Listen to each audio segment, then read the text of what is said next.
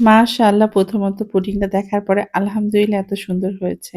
তো আমার পুডিংটা দেখতে দেখেন এরকম হয়েছিল। এত সুন্দর হয়েছে আমি তো ভাবতেই পারিনি। আর এটা আমার হচ্ছে ২য় বার পুডিং বানানো। এর আগে না আমি যেই পাত্রতে কেক বানাই ওটাতে কেক অনেক সুন্দর হয়। কিন্তু হচ্ছে পুডিং কেন জানি না আমি এর আগের বার বানাইতে পারি নাই। তো মেয়ের আবদারটা তো রাখতেই হবে। আমি তার জন্য যে দুধটা রেখেছিলাম খাওয়ানোর জন্য হরলিক্স দিয়ে, সে নাকি দুধ খাবে না। এখন বলে আমারে পুডিং বানাই দাও। তো আমার যতটুকু দুধ ছিল অতটুকু দুধে আমি ভাবলাম ৩ টা হচ্ছে ডিম দিয়ে পুডিং বানাবো। আর এর আগেরবার কেন জানি না আমার পুডিংটা জমে নাই। তো সেইজন্য আমি না ওই পাত্রে আর দেইনি।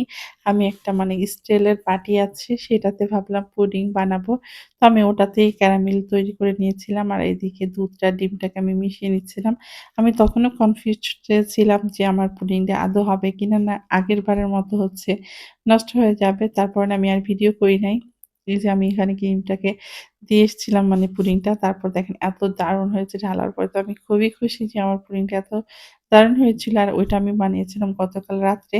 তো সকালে আমি হচ্ছে একটা ভাজি করেছিলাম তার ভিডিও শেয়ার করব। তো আমি ভাজিটা কিভাবে করেছি আর এই ভাজিটা করে মানে রুটি পরোটা দিয়ে খেতে অনেক ভালো লাগে সেইজন্য মূলত শেয়ার করা।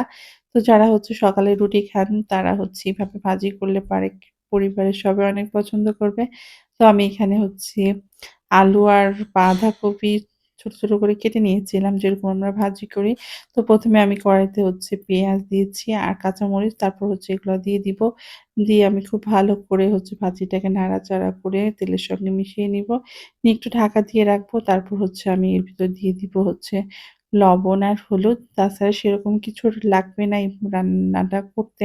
ভাজি করতেও সেরকম একটা টাইম লাগে না। সকালে নাস্তায় ঝটপটভাবে এরকম একটা মজাদার যদি নাস্তা বানান তাহলে সবাই খুব পছন্দ করবে। তারপরে এই যে ভাজিটা যখন হচ্ছে ৭০% কিংবা ৮০% হয়ে যাবে তারপর আমি ডিমটা দিব। তো এই যে একটা ডিম দিয়ে দিয়েছিলাম। আর ভাজির পরিমাণ যদি বেশি হয় তাহলে পরে ২ টা ডিম দিলেও সমস্যা নাই।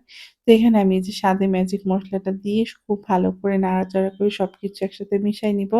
তারপর আমি বেশ কিছুক্ষণ ভাজিটাকে হচ্ছে নাড়াচাড়া করে একদম হচ্ছে মানে শুকনা, শুকনা করে ফেলবো আর এভাবে ভাজি করে রুটি পরোটা দিয়ে খেতে অনেক ভালো লাগে। তারপর আরেকটা রেসিপি তোমাদের সঙ্গে শেয়ার করব। এটা আমার শাশুড়ি মায়ের কাছ থেকে শেখা মসুরির ডাল দিয়ে ডিম। তো ডিম কিন্তু রান্না না ভাজা। এটাও অনেক মজা লাগছে আমার কাছে। তো সেজন্য তোমাদের সঙ্গে এটাও শেয়ার করলাম।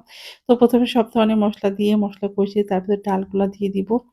ডালটা সেদ্ধ হয়ে আসলে পরে আমি যে ভেজে রেখেছিলাম এই ডিমগুলো দিয়ে দিয়েছিলাম। আর হচ্ছে তারপর একটু ফুটিয়ে নামিয়ে নিলে হয়ে যাবে একটা দারুণ মজাদার রান্না। তো এই যে এখানে আমি খাবার রেডি করে নিয়েছিলাম। এখানে হচ্ছে আগের দিনের রান্নার কিছু খাবার ছিল। আর এই যে নিয়েছিলাম বাঁধাকপি ভাজি আর ডিমটা পরে দিয়ে খাবো। তো আমার এই ভিডিওটা কেমন লেগেছে কমেন্ট করে জানাবেন। সবাই ভালো থাকবেন, সুস্থ থাকবেন। আল্লাহ হাফেজ।